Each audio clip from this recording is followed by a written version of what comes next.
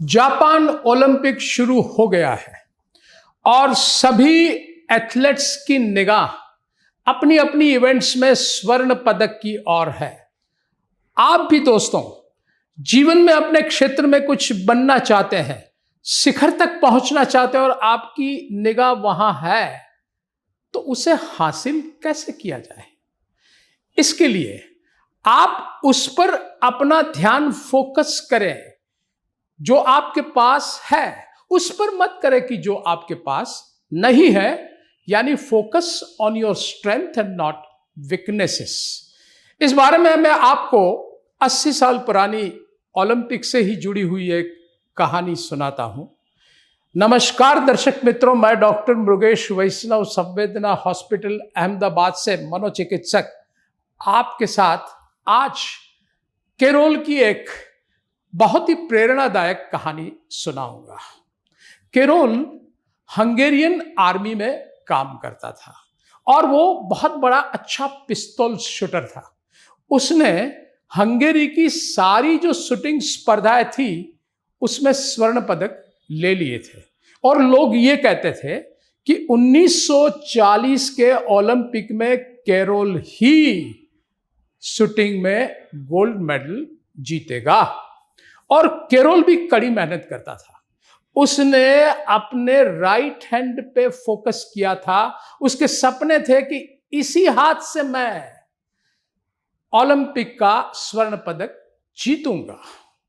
अब हुआ ये, 1938 में हंगेरी सेना में युद्ध के लिए उसे बुलाया गया।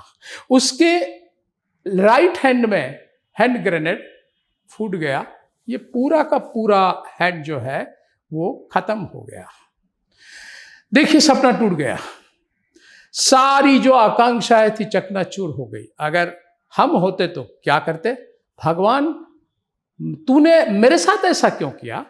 या तो लोग बेचारा कहे उसके लिए हम देखते, उतना ही नहीं रोने के लिए किसी कंधे की हम तलाश में होते। लेकिन केरल ने उसमें से कुछ नहीं किया।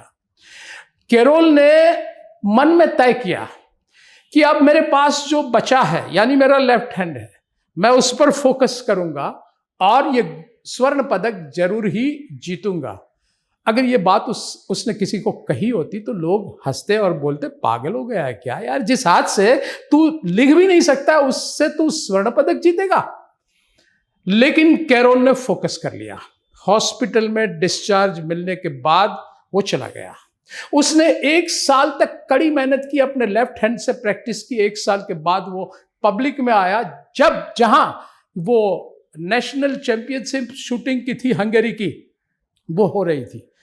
इसको देखकर सब स्पर्धक बोले कि हमें आप पर नाज है, आपके साथ इतना बड़ा हादसा हुआ, फिर भी आप यहाँ हमें प्रेरित करने के लिए आए। तो मुस्कुराता हुआ वो बोला, मैं आपको प्रेरित करने के लिए नहीं आया हूं, मैं भी स्वर्ण पदक जीतने के लिए, स्पर्धा करने के लिए आया हूं।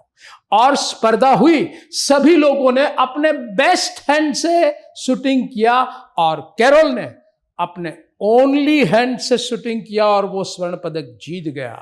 हंगामा मच गया, प्रेस रिपोर्टर्स पहुंच गए। उसने किसी को इंटरव्यू नहीं दिया क्योंकि उसका फोकस था 1940 का ओलंपिक। कड़ी मेहनत की, ओलंपिक आया, लेकिन दुर्भाग्यवश विश्व युद्ध की वजह से वो ओलंपिक कैंसिल हो गया। तो केरल ने 1944 के ओलंपिक पर फोकस किया। अब देखिए, उम्र के बढ़ने के साथ फिटनेस रखना, और वो भी नए नए नवयुवान लड़के आते हैं, वो तेज तर्रार होते हैं, फिट होते हैं, उसके साथ स्पर्धा करना थोड़ा मुश्किल था। लेकिन हार जाए वो केरल थोड़ी था। उसने प्रैक्टिस चालू रखी।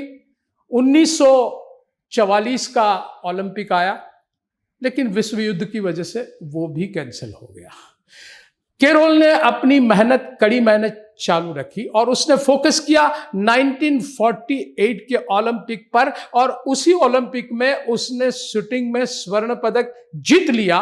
उतना ही नहीं, उसके बाद 1952 में जो ओलंपिक आया उसमें भी शूटिंग में ये केरल ने ही स्वर्ण पदक जीता। तो दोस्तों, इस कहानी से आप ये भी जरूर कीजिए कि आपकी निगाह जिस चीज को पाने के लिए है, इसमें आपकी शक्ति पर फोकस करें, आपकी क्षतियों पर नहीं, और कड़ी मेहनत कीजिए, आगे बढ़िए, आप जरूर सफलता हासिल कर सकेंगे। नमस्कार, जय हिंद।